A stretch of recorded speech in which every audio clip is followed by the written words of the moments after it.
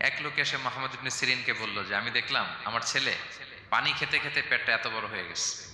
এই একই স্বপ্ন আরেকটা লোকও দেখলো, দেখে এক মূর্খের কাছে জিজ্ঞেস করলো। সে বলল, সর্বনাশ, এত বড় পেট হয়ে গেছে, তোমার ছেলে তো মারা যাবে। ঠিকই কয়েকদিন পরে ছেলেটা মারা গেল। আর একই স্বপ্ন দেখে এই লোক মুহাম্মদ ইবনে সিরিনকে জিজ্ঞেস করেছিল, উনি বলেছেন যে তোমার ছেলে তো অনেক বড় আলেম হবে। ঠিক তাই হয়েছে, ওই ছেলে অনেক বড় আলেম হয়েছে। তো ফাইন্না রুইয়া তাকাউ আলা মা তুআব্বার, স্বপ্নের ব্যাখ্যা তেমন হয় যেমন এটার ব্যাখ্যা করা হয়।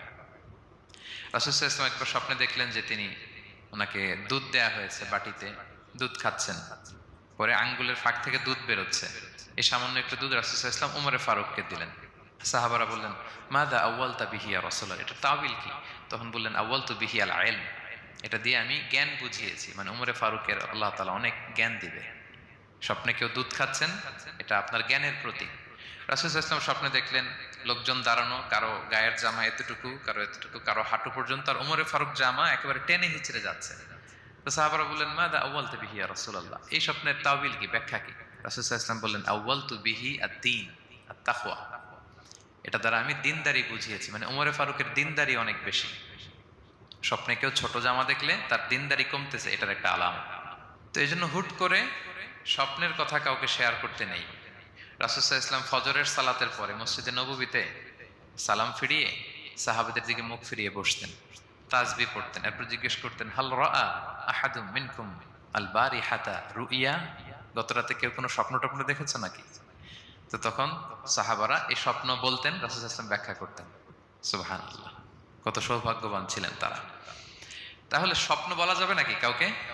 না। খুবই শুভাকাঙ্ক্ষী, আপনার একেবারে ক্লোজ ফ্রেন্ড, তাকে বলতে পারেন। আর অনেক বড় আলেম যিনি ভালো ব্যাখ্যা করতে পারবেন, আপনাকে গাইড করতে পারবেন, তাকে বলবেন, এছাড়া বলা যাবে না। আর খারাপ স্বপ্ন তো বলাই যাবে, আল্লাহ তাআলার কাছে পানা চাইতে হবে।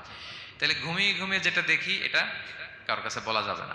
আর যেটা পাওয়ার আকাঙ্ক্ষা মানুষকে ঘুমাতে দেয় না, ওইটাও একটা স্বপ্ন। বলে না যে আমার জীবনের স্বপ্ন আমি এটা করব, এটাও স্বপ্ন। এই ভিশনও শেয়ার করা যাবে না কারোর সাথে। আপনারা তো ব্যবসায়ী মানুষ, টিপস শিখাই দেয় কিছু।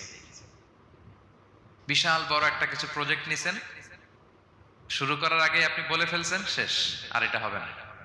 দেখবেন যে এখান থেকে কনস্পিরেসি, ওইখান থেকে শত্রুতা, ওইদিকে এটা করছে ওইটা করছে, আপনি আর আগাতেই পারবেন না।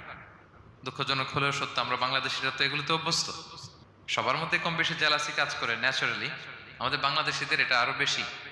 আমি আমার প্রায় আলোচনাতে বলি যে আমাদের জাতীয় খেলা হাডুডু হওয়ার কারণ হচ্ছে এই খেলার ধরনটাই এমন, একজন সামনে যেতে চায়, 10 জন পা ধরে পিছনে টানতে চায়। তা আপনি আপনার ভিশন শেয়ার করলে বিপদে পড়ে যাবেন। আপনি প্রপার হোমওয়ার্ক করবেন, গ্রাউন্ড ওয়ার্ক করবেন, কাউন্সিলিং করবেন, প্রজেক্ট দাঁড় করাবেন, লঞ্চিং প্রোগ্রামের দিন সবাইকে জানাবেন। সব রেডি, এবার আর কেউ কিছু করতে পারবেন, এটা দাঁড়ায় গেছে, সব রেডি আমার। লঞ্চিং জাস্ট একটা ফর্মালিটিস, তারপরে আমার কাজ শুরু হবে। কিন্তু আপনি আগেই যদি সবাইকে জানায় ফেলেন, হবে এটা? স্বপ্ন শেয়ার করতে নেই।